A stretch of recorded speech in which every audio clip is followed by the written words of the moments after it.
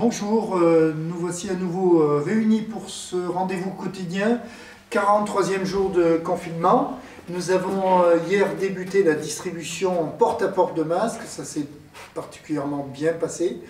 Il faut toutefois que j'insiste sur malheureusement des attitudes peu responsables de certains, voire très répréhensibles. Des personnes qui se font passer pour des agents de la ville, qui vendent des masques ou proposent de récupérer les masques. Donc, aucune ambiguïté possible. Les masques sont distribués gratuitement. Les personnes, les agents de la ville qui font cette distribution ont une chasuble au nom de la ville d'Aurillac. Ils sont binômes, donc n'ayez aucune ambiguïté là-dessus. Tous les quartiers de la ville seront faits. Donc, demain, la distribution se fera sur le quartier de l'avenue de Comte et sur le quartier de Belbex. Tout le quartier de Belbex ne sera peut-être pas fait, c'est peut-être qu'une partie. En tout cas, n'ayez pas d'inquiétude. À terme et avant le 11 mai, notre objectif, c'est que toute la ville soit distribuée. Point sanitaire. Bien, le point sanitaire, bien, on a une certaine dégradation sur notre territoire, puisque nous avons une augmentation du nombre de personnes hospitalisées. Alors je rappelle que cette vidéo est faite à midi, donc nous n'avons pas encore les chiffres de la journée qui vont être communiqués dans l'après-midi par l'ARS, donc je me cale sur les chiffres tels qu'ils ont été publiés hier en fin de journée par l'ARS. Donc nous avions 26 personnes hospitalisées, 5 personnes de plus que la veille. C'est logique, c'est souvent après le week-end qu'on a une augmentation des hospitalisations. Par contre, en réanimation, nous avons toujours que 3 personnes, donc le même chiffre que la veille, donc un élément important. En situation Covid ou pré-Covid, nous sommes à 23 personnes et malheureusement, nous devons regretter un mort supplémentaire, une personne très âgée.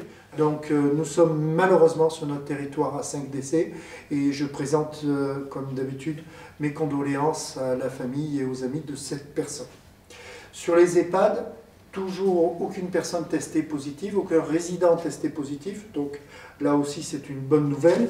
Et pour le personnel soignant et pour justement le personnel des EHPAD, nous avons l'information que aujourd'hui sur le territoire du Cantal, l'ARS va distribuer 104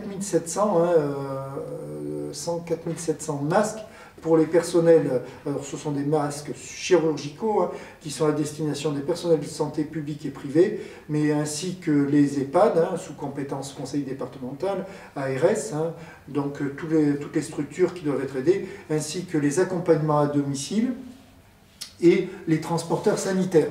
Donc vous voyez, les masques santé sont gérés à la fois par l'ARS et le conseil départemental pour qu'une distribution soit faite au plus près des besoins des personnels de santé ou assimilés au sens large.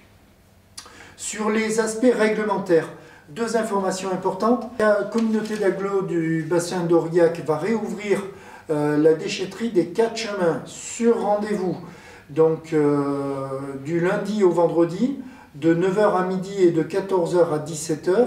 Donc le numéro sur lequel vous pouvez prendre rendez-vous, c'est le 04 71 46 86 30. Pour les professionnels, il n'y a toujours que la seule déchetterie Teil qui est ouverte et le numéro de téléphone reste le 04 71 63 42 82. Déchetterie Teil pour les privés, 04 71 63 42 82.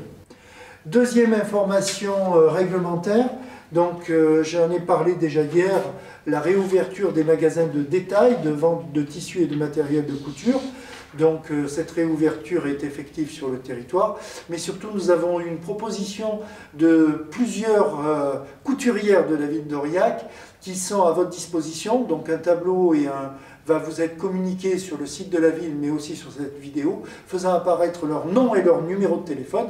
Alors c'est peut-être payant là pour le coup, mais vous avez la possibilité de faire fabriquer vos masques par les couturières aurillacoises, donc je les remercie, parce que je sais que pendant la période de confinement, elles ont beaucoup travaillé bénévolement. Chaque fois qu'on fait travailler les artisans locaux, c'est nos services de proximité qui travaillent, et c'est toujours un plus pour notre territoire. Donc n'hésitez pas à les solliciter, parce qu'elles ont travaillé bénévolement pendant de nombreuses semaines.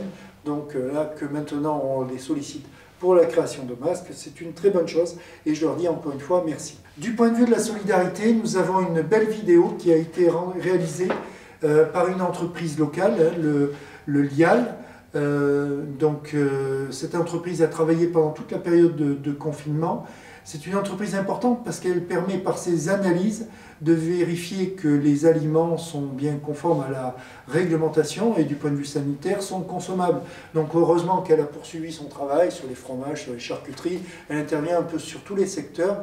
C'est une belle entreprise aurillacoise et on remercie à la fois ses dirigeants mais aussi ses collaborateurs pour leur travail continu et pour le dynamisme de cette structure qui fait honneur à notre territoire et montre que nous avons sur notre territoire des entrepreneurs dynamiques, innovants et qui sont à la pointe de la technologie pour permettre justement bien la centaine d'emplois pour nos emplois locaux, mais surtout une renommée qui dépasse largement le cadre de notre département.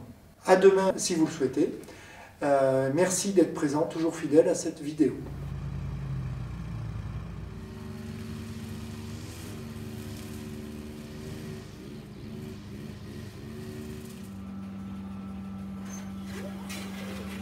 Donc bienvenue à AgroLabs, ici à Aurillac.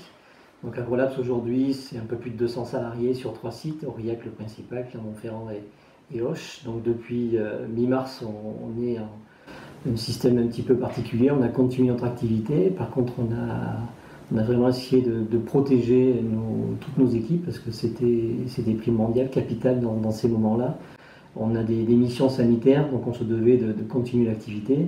Et pour ça, pour continuer l'activité, donc il faut bien sûr du personnel et c'était surtout d'abord les protéger et de s'assurer qu'on en soit toujours suffisamment en nombre présent pour garantir cette continuité d'activité.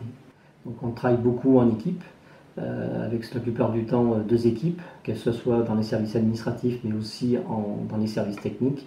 Et globalement, on a 10% d'effectifs, un petit peu plus, qui est en télétravail. On est monté jusqu'à 20 salariés en télétravail, mais c'était vraiment un maximum, parce que dans nos métiers, malheureusement, on ne peut pas faire beaucoup de télétravail. Donc aujourd'hui, on est dans ce confinement, comme tous les Français, on applique nos gestes barrières. C'est pas forcément facile. En tous les cas, on s'adapte et on peut changer aussi d'orientation en fonction des jours. C'est-à-dire juger que quelque chose qui a été décidé il y a 2 jours, 3 jours, voire 2 heures, qui était peut-être bien, mais on le remet en cause et on change d'organisation, on change de stratégie pour se protéger, toujours essayer de s'améliorer. Difficulté, comme tout le monde, de se procurer des masques. Donc on va avoir une stratégie de masques dits chirurgicaux pour ceux que l'on peut avoir.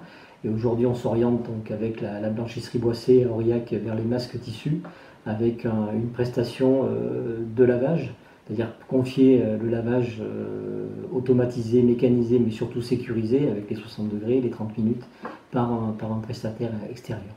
Donc ça, c'est notre volonté d'aller vers le déconfinement et de commencer toujours à réfléchir à notre stratégie d'organisation et garder sans aucun doute les équipes.